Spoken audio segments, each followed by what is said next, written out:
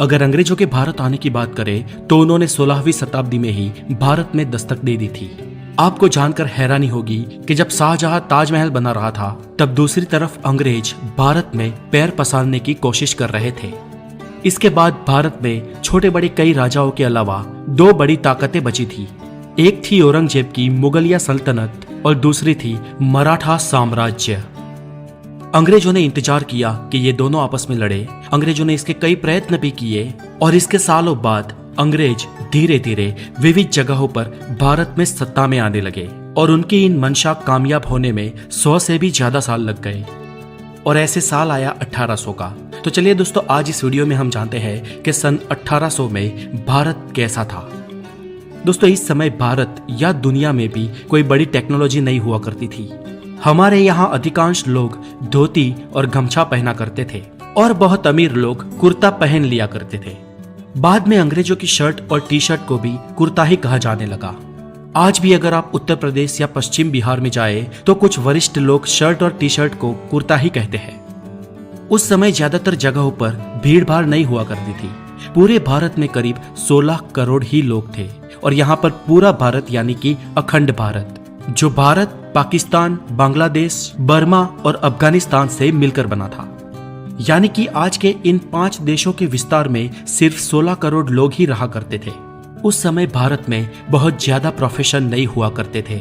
अधिकांश लोग तो किसान ही हुआ करते थे जो पूरा दिन खेतीबाड़ी और पशुपालन करते थे और शाम को अपने घरों में आकर भजन कीर्तन और सत्संग किया करते थे और रात में जल्दी जल्दी सो जाते थे और सुबह फिर से जल्दी उठ जाते थे। यही भारत के ज्यादातर लोगों का नित्य क्रम हुआ करता था। तब लाइट्स नहीं थी, इसलिए शाम को भजन या ईश्वर पूजा करने में बाधा ना आए इसलिए दिए जलाए जाते थे। कुछ लोग दूसरे कामों को भी संभालते थे, जैसे कि कुम्हार, धोबी, सुथार, सोनी, ये सब। लेकिन जब इनका भी दिन खत्म हो जाता था तो शाम को ये यही नित्य क्रम अपनाते थे। ये तो हुई गांव की बात, और उस समय इतने गांव थे कि गांव ही भारत को रिप्रेजेंट करते थे। शहर बहुत कम हुआ करते थे और शहरों की बात करें तो ज्यादातर लोग मिलों में मजदूरी या काम किया करते थे। उस समय लोगों का काम बहुत मेहनत का काम हुआ करता था, क्योंकि उस समय ना तो बिजली थी और ना ही आज की कोई आधुनिक टेक्नोलॉजी। भारत में बिजली सन 1880 में आई और इस साल में भारत में बिजली की शुरुआत हुई, लेकिन भारत के गांव-गांव बिजली पहुंचने में और कई साल लग गए। एक डेटा के अनुसार सन 1800 के आसपास एक यूरोपियन क्लर्क की सैलरी 40 पाउंड थी और वही एक आम इंडियन की तनख्वाह 40 गुना कम थी।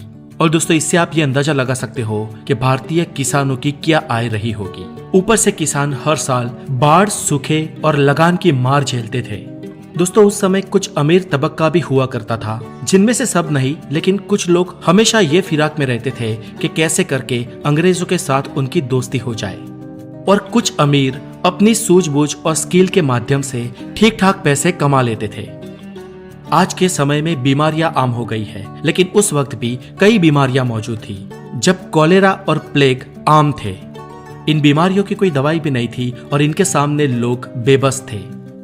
अधिकतर दिक्कत प्रसव में होती थी और जानकारी के अभाव के कारण कई महिलाओं को प्रसव में ही हाथ धोना पड़ता था और इसके कारण कई सारे बच्चों की भी जिंदगी चली जाती थी।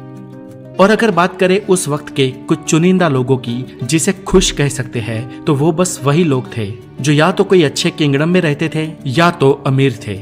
दबे कुचले लोग गरीबी और बदहाली के कारण ही बेबस थे।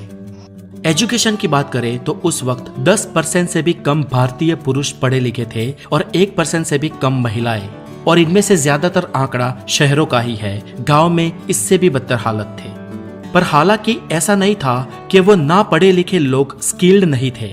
वो लोग स्किल्ड भी थे और अपने कई कामों में माहिर भी थे, लेकिन कम पढ़े लिखे होने के कारण लगान जैसी चीजों में डील नहीं कर सकते थे। भारत के लोग उस वक्त पैसों से चीजें खरीदने और बेचने के बजाय एक्सचेंज व्यवहार में मानते थे।